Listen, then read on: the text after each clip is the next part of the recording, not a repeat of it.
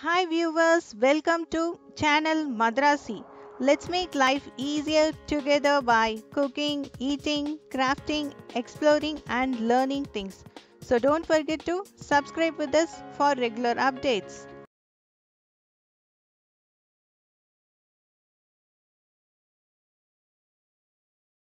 We are going to see how to prepare Scotch eggs. Ingredients are breadcrumbs, minced chicken, finely chopped onions, 4 boiled eggs, coriander stacks, oil, salt, turmeric powder, chili powder and black pepper powder. These are optional. If you want, you could skip it off, but you need to use pepper powder for this recipe. Egg, maida or all-purpose flour, and a cup of oil for deep frying. Transfer minced meat to a bowl. Add required amount of salt, coriander stacks, finely chopped onions,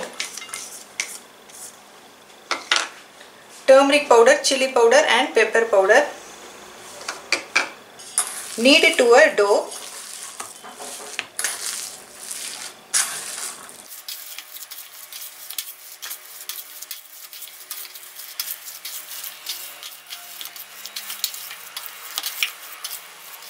Let it rest for few minutes. Add little salt and beat the egg well. Egg is ready. Add maida to a flat plate so that it will be easy for you to roll the eggs. Transfer breadcrumbs to a plate. Meanwhile, heat oil in a kadai or a heavy bottom vessel. First, let's roll egg over this maida or all-purpose flour. Now take a portion of minced chicken. Rub your hands with oil. Take a portion, flatten them gently. Now place the egg in between the minced chicken and cover it.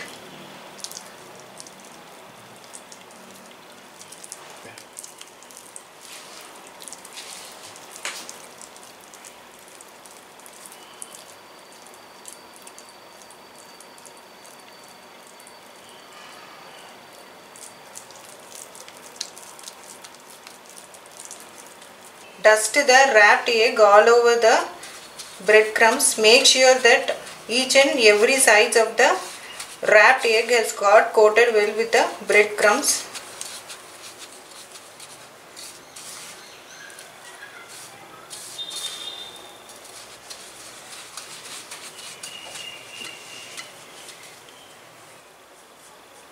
Now coat it well in the egg mixture.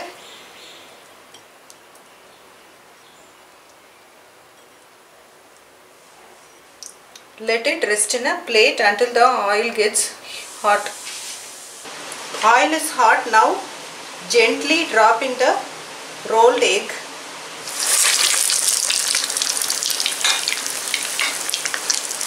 Pour oil over the egg.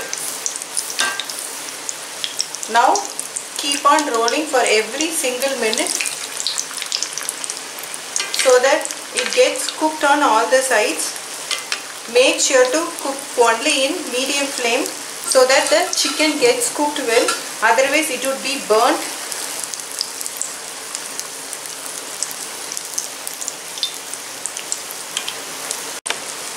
It has turned golden brown on all sides. Now drain the oil and remove it from fire.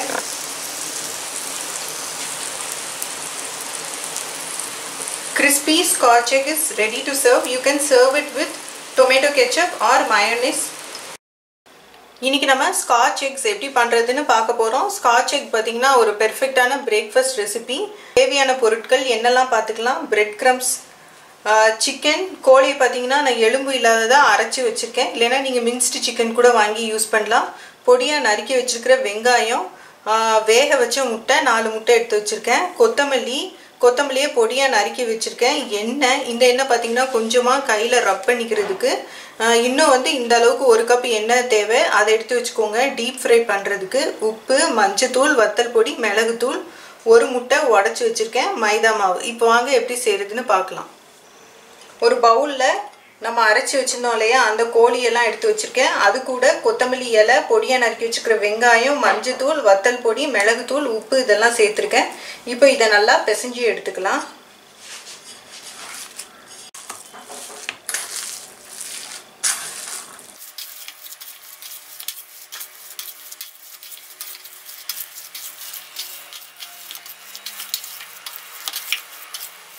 இதை அப்படியே வந்து ஒரு 10 நிமிஷம் விட்டுடலாம்.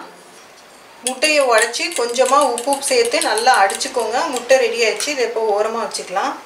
மைதா மாவை ஒரு அகண்ட பாத்திரத்தில் இல்லைனா ஒரு தட்டில் தட்டி வச்சுக்கலாம். அப்போ தான் முட்டையை வந்து மேலே உருட்டுறதுக்கு வசதியாக இருக்கும். பிரெட் க்ரம்ஸையும் ஒரு பிளேட்டுக்கு ட்ரான்ஸ்ஃபர் பண்ணிக்கலாம்.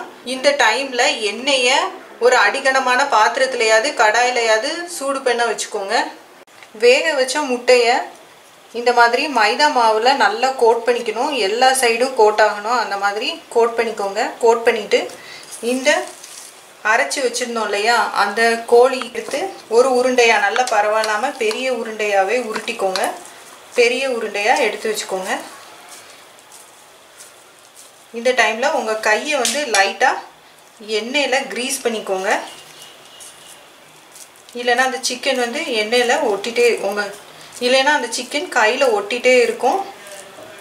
இப்போ இதை இந்த மாதிரி தட்டிக்கோங்க. வடைக்கு தட்டுவோம் இல்லையா, அந்த மாதிரி தட்டிட்டு நம்ம மைதா மாவில் உருட்டி வச்சுருந்த முட்டையை நடுவில் வச்சு இந்த மாதிரி க்ளோஸ் பண்ணிக்கலாம்.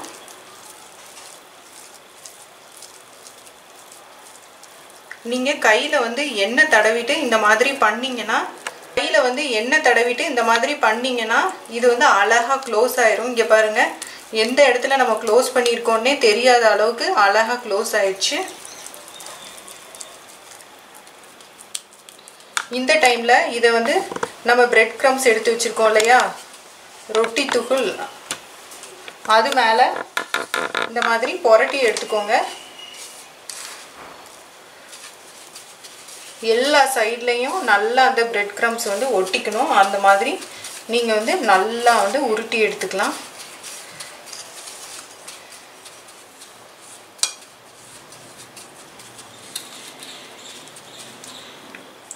இப்போ இதை நம்ம முட்டை கலவை இருக்கு இல்லையா, அதில் வந்து நல்லா அந்த மாதிரி உருட்டி எடுத்துக்கணும். இந்த சிக்கனோட எல்லா சைடும் பார்த்தீங்கன்னா அந்த முட்டையில் கோட் ஆகிருக்கணும். இப்போ இதை தனியாக நம்ம ஒரு பிளேட்டில் எடுத்து வச்சுக்கலாம். எண்ணெய் நல்லா சூடாயிடுச்சு. இப்போ வந்து மெதுவாக நிதானமாக பார்த்து வந்து நம்ம சேர்த்துக்கணும்.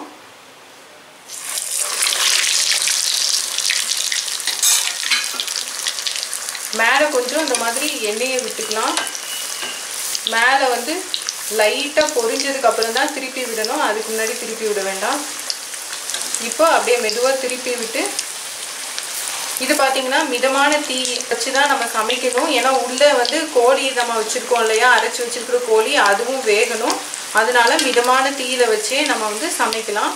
அப்போ தான் வந்து நல்லா வெந்து வந்திருக்கும். இல்லைன்னா வெளியே பொன்னிறமாக ஆயிரும், உள்ளே வந்து வெந்திருக்காது.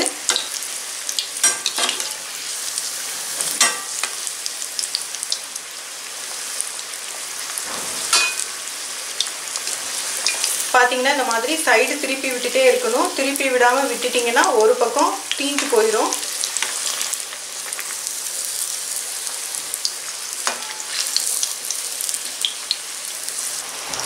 நல்லா பொன்னிறமாக ஆயிடுச்சு. இப்போ எண்ணெயை வடிச்சிட்டு எடுத்துக்கலாம். ஸ்காட்ச் எக் ரெடி ஆயிடுச்சு. இதை உங்கள் வீட்டில் ட்ரை பண்ணி பாருங்கள். பிரேக்ஃபாஸ்ட்டுக்கு செமையாக இருக்கும். இதை நல்லா கட் பண்ணிவிட்டு அது மேலே சாஸோ இல்லைனா மயோனைஸோ சேர்த்து சாப்பிட்டிங்கன்னா சூப்பராக இருக்கும். Do like and subscribe with us for more videos.